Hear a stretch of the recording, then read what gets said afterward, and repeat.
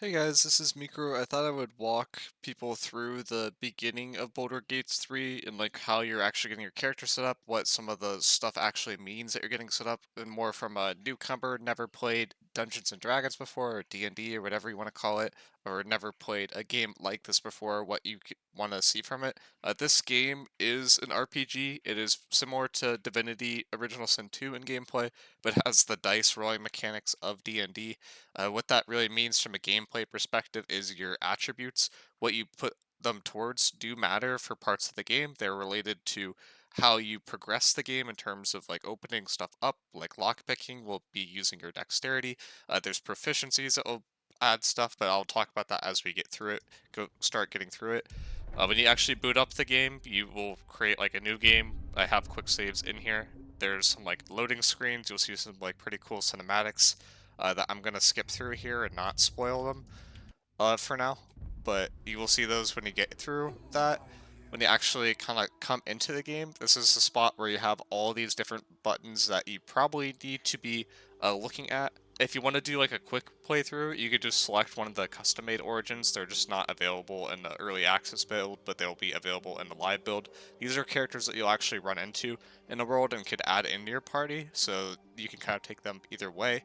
I would probably recommend from a newer player perspective to probably start with Lizelle, because Lizelle is inherently a fighter, and fighters are just generally easy or to kind of get the mechanics around.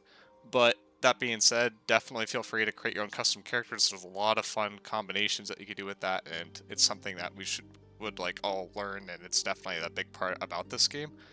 In terms of like your abilities, you'll see you have these 6 numbers here. These all matter for certain things. It is noteworthy that there are like spells and cantrips. Those cantrips are spells that can be casted an unlimited amount of times. Spells take up spell slots. You have spell slots according to your level. So you start off with like level 1 spell slots. Depending on your class, you'll have those or you may not have those. And then you could use spells to boost these kind of effects. So for example, if you are trying to pass a charisma saving check, you could charm the person before you talk to them, and that will give you advantage. What advantage means is that you roll the die twice, and you take the better of the two rolls. What disadvantage means is you roll the die twice, and you take the worst of the two rolls. A normal roll, you'll just roll the die once, and that roll will add from your bonuses. So you see how if I have a 15 in strength, I have a +2. If I have a 16 in strength, it will be a +3. If I have a 14 in strength, it will also be a +2. So it's generally advantageous to have even amounts of bonuses here for like strength, dex, con, etc.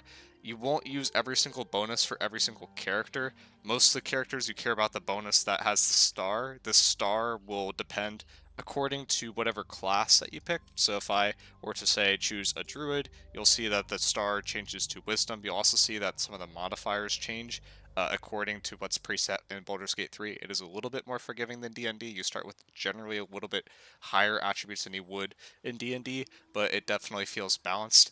I believe there's also going to be a way within this to select the difficulty when it comes to the actual game, but haven't found that in the kind of playtest oriented build that you can get if you pre-order the game. This game is coming out on Thursday of this week. I think I've been saying Wednesday. I was off by a day. Couldn't do the months correctly. That's my bad. But this is like the general thing that you'll be starting off with. So you pick your origin. If you're doing a custom, this is where you pick that. You also pick your background.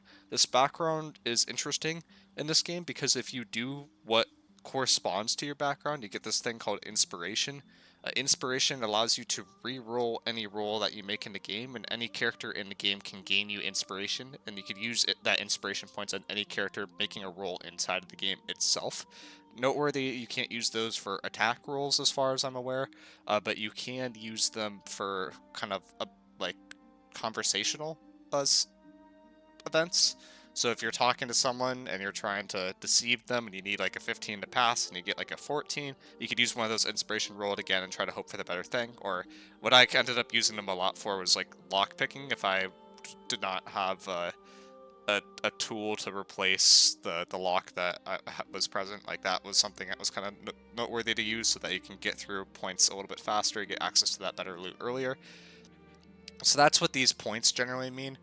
There's also proficiencies in here. You'll see these proficiencies, how they have a plus. This basically means that for those particular skills, you that use one of these proficiencies, that you'll get a bonus to that. So with this character right now, if I were to do something that requires animal handling, so if I was like talking to a bear like that and trying to calm it down or something along those lines, it would use my wisdom and then it would take this +4 from animal handling. Normally this is like a +1 or +2. Usually it's a +2 for the lower on ones. The higher ones are +1 for whatever reason. The +4 here is because you have it the bonus twice, I believe, from stacking it from your actual origin itself, your class and your race. And then, so that's like a way to get like an extra bonus here. Where that kind of gets helpful is if you're doing a character that is looking to sneak around a lot and needs to do stealth. Stealth rules are kind of important not to mess up, so if you have that extra bonus in stealth, that can kind of help a lot. There's also certain parts in the game where you could use that to your advantage. You could have characters that are super specialized in certain things, have those characters lead the conversations when you get to those sort of situations, and then you can avoid negative consequences from having a bad character involved in those situations. Here you can see some cantrips that you could take. Again, the cantrips are unlimited casts. These are just generally good spells to have.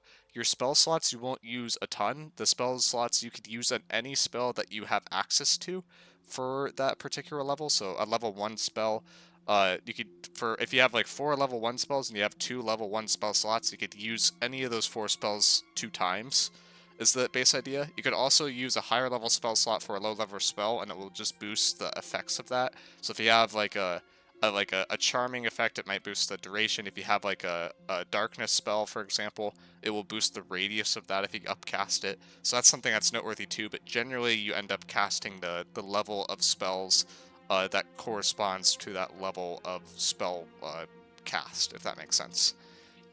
So starting to click through this now, you'll have access to races. Your origin, you can click through here and see some of the backgrounds that are noteworthy. They will change your proficiencies, so they are kind of important to do. It's also, you can kind of RP as your origin and get that inspiration, which is important, so you kind of want to be selective about that. For your race, you have access to a lot of different races. I believe there's a few more that are not in this, like there's a Dragonborn that's not in this that will be in there in the live game. You could do male or female, whatever you want there. There's also sub races that are noteworthy that give a little bit different bonuses than the race themselves. You'll see these like plus stats here from the race and the sub race. They're going to change that in the live game so that you can basically pick any race that goes with any class, which deviates a little bit from how Dungeons and Dragons typically works, but that will allow you to kind of pick whatever you think like looks the coolest. Like tieflings look pretty cool, but you don't necessarily have to go for a charisma or int a base character with a tiefling if you're trying to play it optimally. So that way you can pick something that like looks cool to you. You could use the racial bonuses or whatever, but not have to worry as much about the sub uh, race traits, which is nice. Most of these are generally pretty balanced. There are some noteworthy ones like gnomes, like the deep gnomes. They are very good at stealth stuff. If you do a stealth character, they have this superior dark vision, which is kind of helpful. But the stone camouflage is the main thing, where you have advantage on stealth checks. That's like one thing that was kind of noteworthy. Also, your race does change your base speed, which will change how far you can run. So gnomes are short; they can't run as fast. Elves are bigger; they can go a little bit further. So that's noteworthy. You can click through these and kind of see some of the base details there. I don't want to go through them too much in depth. I can link some videos about these in the description. But basically, pick whatever feels best to you, looks coolest to you. Don't worry about it too much. Just make sure that your stats here kind of correspond with the stats that you want in your ability section, and try to get to even bonuses on the ability section where you can. So if I'm an elf, I can kind of choose my stats in this early thing. So say I want that dexterity slot, or I have that wisdom slot at 16 right now. Say I want that dexterity slot to be a 16 instead. I can get rid of the one on wisdom and add it to dexterity, or like vice versa. So I can get the wisdom up to 16. If I want that con not to be a 13 but want it to be a 14, I could add 1 to con. So then you get those even bonuses, which will change that +1 that was there before to a +2, which will just give you a small but incremental advantage over time. The way that rolling in this game works is you roll a 20-sided die, and these bonuses will be added to that final thing of that roll. There are also noteworthy, there are cantrips that will make it so that your abilities just score higher, as well as spells that you can cast to give that advantage. I've already talked about some of them. in terms of like Charm Person, but there's like Bless, where you can like give a player like a 1d4 plus the ability score modifier, or the ability like modifier here, which will allow you to succeed a little bit better in rolls. But the con to that is you have to remember to use it before you go for one of those ability checks. So if you're going to have a conversation with the player, or like with an NPC, you might want to cast that on your friendly person before you go into that conversation, and there are consequences as well for casting ones on enemy characters. So if you cast Charm Person, after you cast it, they'll realize that they've been charmed, and if they see you in the vicinity after that FX ends, they could attack you, or you will have a confrontation with that character. So it is noteworthy that are consequences to everything you can do, but if you time stuff right, you can get an advantage from kind of manipulating these mechanics, which is how the game is designed and why the game is like really, really cool in terms of a depth perspective and replayability perspective. There's an appearance section. This is where you can kind of choose everything about your voice. I believe the even voices here are the female ones and the odd ones are males. They might change that. They play what the voice actually sounds like. You guys should be able to hear that there. You can change your identity depending on how you want that. Change your skin color. You could do all colors. You can kind of go crazy with it. But you can do whatever your heart desires from here. It doesn't really matter. The class is like where it kind of matters the most in terms of customization, and that's the part that you can change later in the actual game. There's going to be like an artifact that you can pick up.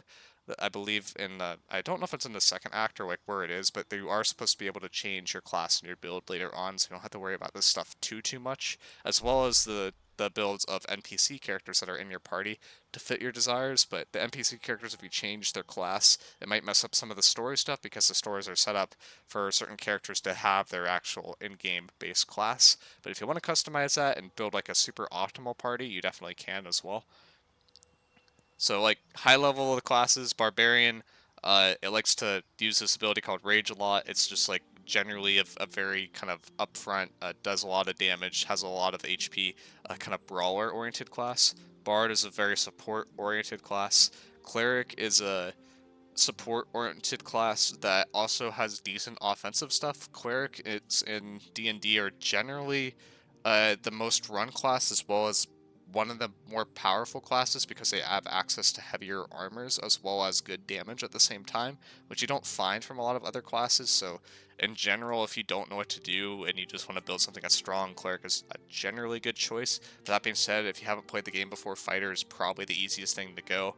Fighters are just inherently easy because there's less decisions that you have to make. You choose your fighting style. So if you like to use ranged weapons, you do archery. If you want to not take as much damage, you take defense. If you like to use two weapons at the same time, you could do dual wielding. If you want a giant weapon, you could do great weapon fighting. There's protection. If you have a shield, where you can take advantage of some effects there. And then there's two weapon fighting, where if you make an attack with your offhand, you can add your ability modifier. So basically, there's just like different variants that you could have there. And all of these classes will have those different variants that you can kind of inherently choose from. Some of them you could choose from right off the get-go, like Cleric, I could choose my subclass right off the get-go. Some of them you'll discover in the game, like Ranger has stuff that you'll discover in the game. I did like a rough playthrough with that level 4 at the open beta, which is the highest level that you can kind of get to. And there's like an option there to have like heavy armor proficiency as a ranger, which is like super strong. In the actual game itself, I believe there's one that will be more stealth oriented, kind of like a rogue, which will be kind of fun. Druid is like a very crowd control oriented class, also provides a decent amount of friendly util, so it's just like a generally pretty fun class. You could also transform into things, like you transform into a bear as a druid, that's kind of fun. And in general, it's like a pretty interesting class to interact with the environment, which makes sense, it sticks with the druid theme, but you can kind of do stuff with the druid that you can't do with a lot of other classes, and it's a little bit more of a unique playstyle. Fighter, kind of went over that already.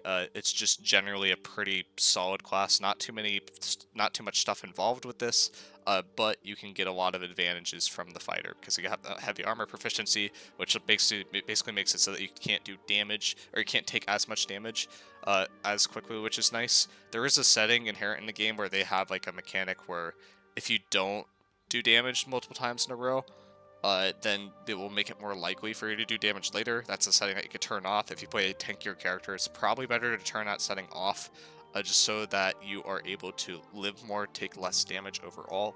But that is something that is noteworthy as well for those classes. Paladin's super interesting. You can pick one of two starting subclasses, I believe. If you go against your oath, you can encounter an Oathbreaker subclass, but that's something you have to do in-game. So if you're like a Paladin, you're supposed to be like a super righteous dude, and you go like murder someone like, in cold blood, like you'll get like a cinematic, and then you'll have to decide if you're gonna go back on your oath, basically. That's super interesting. Ranger, talked about this a little bit. There's a decent amount of decisions with Ranger, but I think Ranger is like generally like a relatively easy class to play, and is also like pretty effective, it feels like, in the combat. The only weird part about Ranger is there's arrows that you could use one time that will do increased damage, and those are like something that you'd have to find a crafting recipe for to get the most utilization out of. But I feel like Ranger is something that you could do early on if you want to play like a more range-oriented class and not have to worry about stuff as much. Rogues are very stealth-based, so if you like that, like kind of getting out of line of sight, going into stealth, backstabbing someone to do insane damage, like Rogue is the class for you. Sorcerer and Wizard are kind of similar. I'll probably talk about Warlock first. Warlock, they use those cantrips mostly that you can't run out of, mostly the Eldritch Blast cantrip to do consistent rain damage. This is also a class that you can get a lot of value out of early. The nice part about Warlock too is they have everything for Warlock scales off of Charisma, and Charisma is used in a lot of conversation stuff, so usually having a Warlock is like kind of helpful for some of those conversational oriented tasks. They do have access to spells. I believe Warlock spells charge on a short rest, which is a little bit different, which I can talk about in a second.